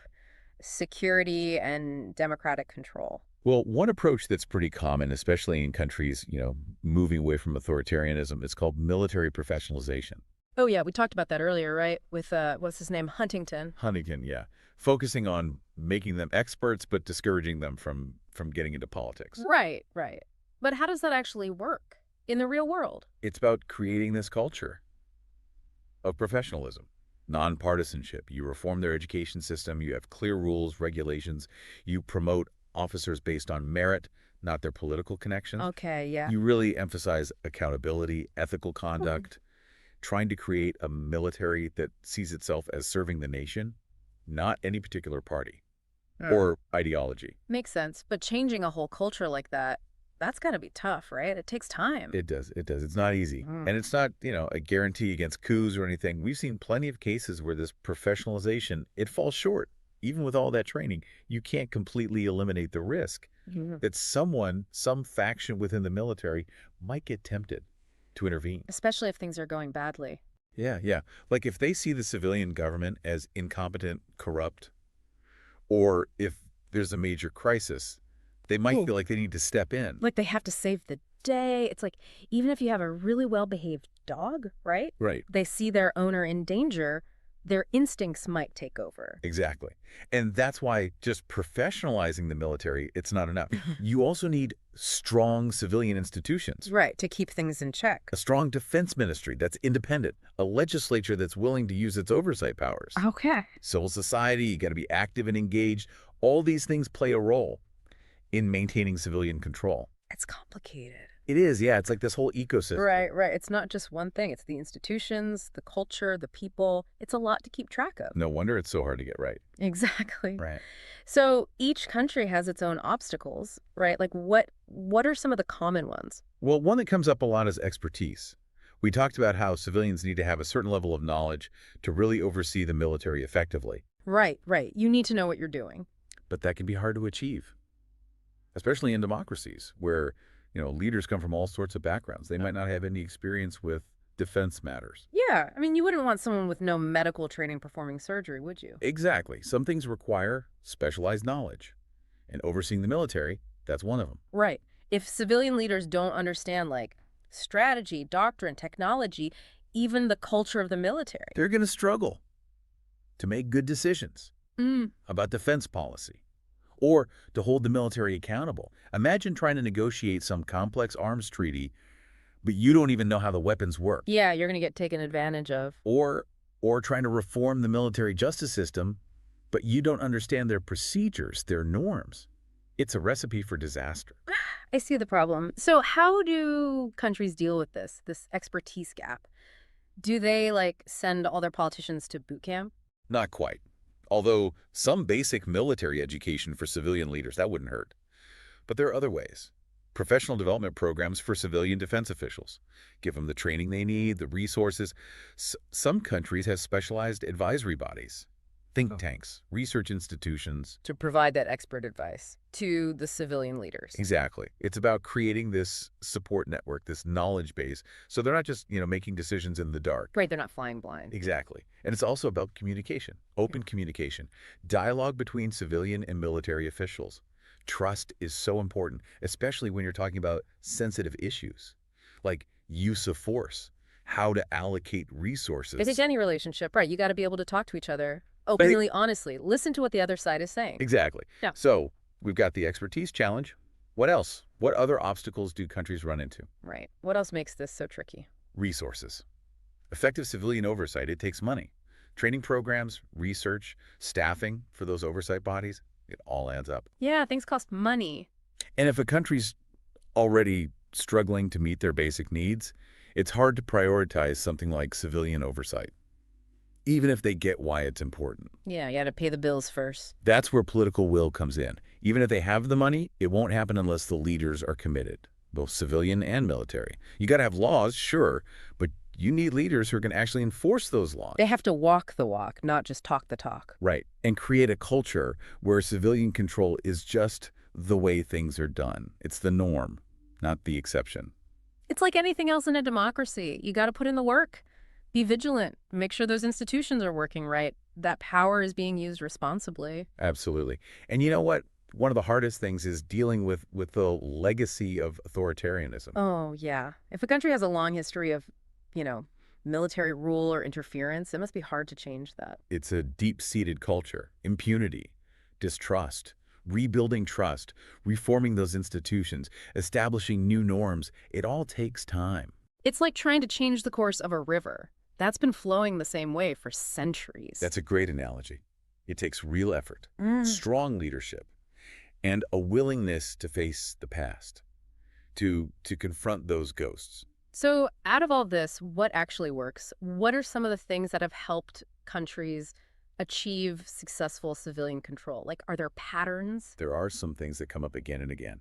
A strong, independent judiciary, for one. Ah, the courts. I hadn't really thought about that. How do they fit into this whole picture? They're a check on both sides. Yeah. The civilian leaders, the military, they make sure everyone's playing by the rules, accountable to the law. So like a referee in a sports game. Exactly.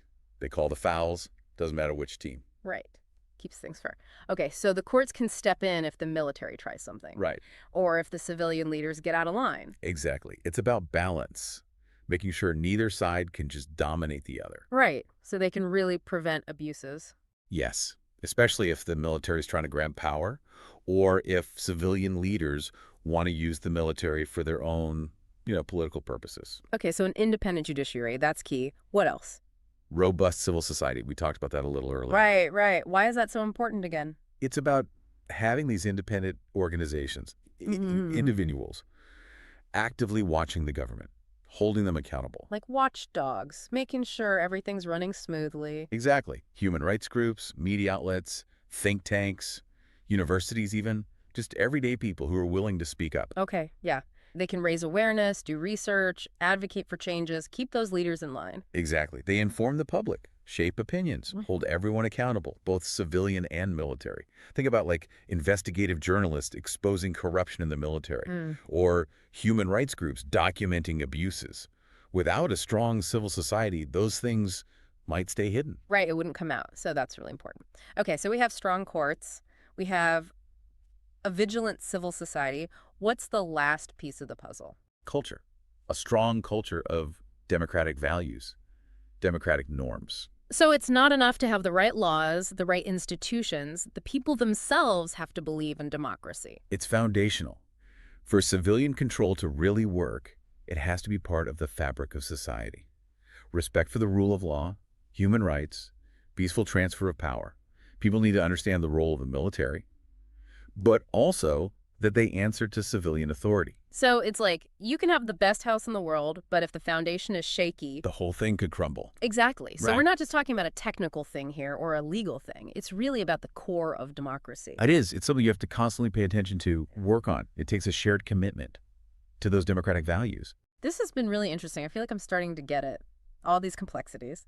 But before we move on, I want to leave our listeners with something to chew on. We've talked about countries that already have a military, but what about the ones that are just starting out, building their military from scratch, or transitioning from authoritarian rule? What are their challenges? That's a great question. Starting fresh or trying to reform a system that's been so steeped in authoritarianism, it's a whole different ballgame.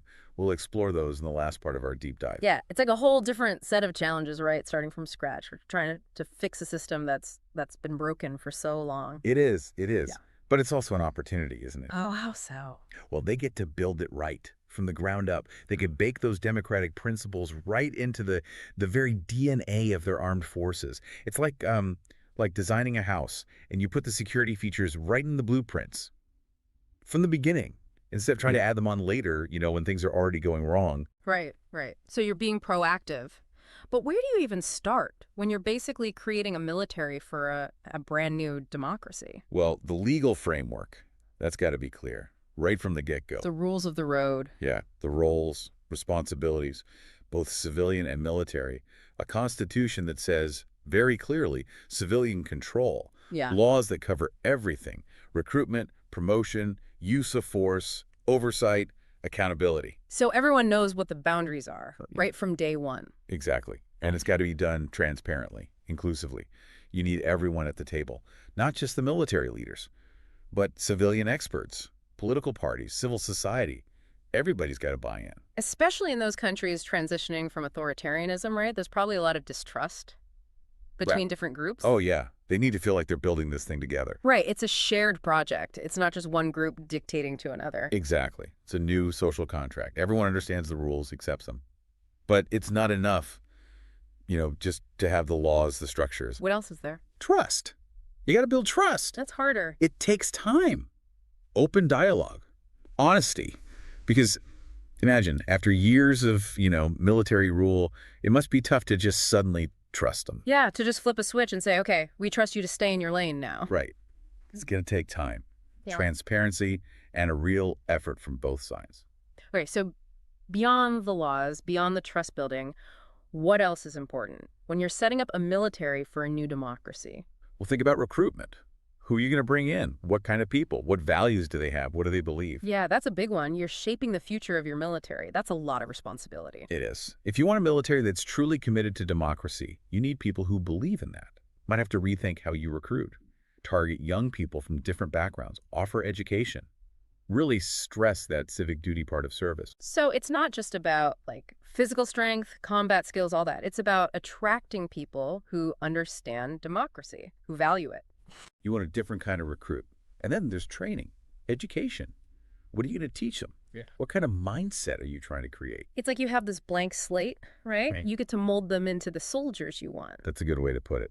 And those democratic principles got to be front and center, woven into everything.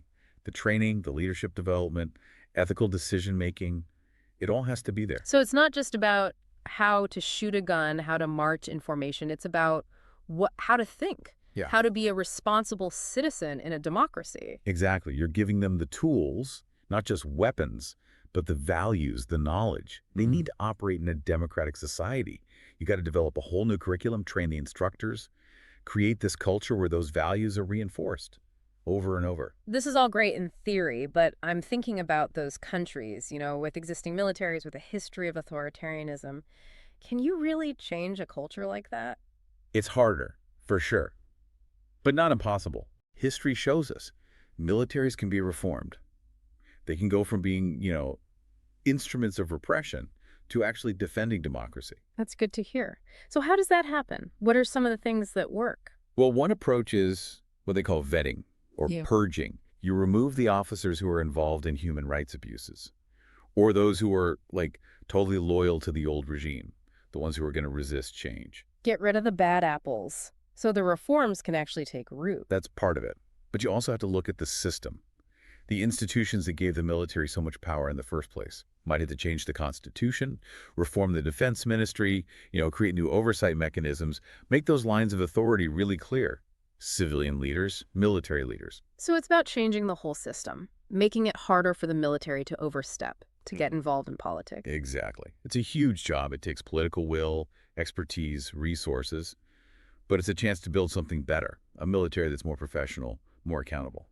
A military that actually reflects those democratic values. Yep. One that serves the nation, not an ideology, not a faction.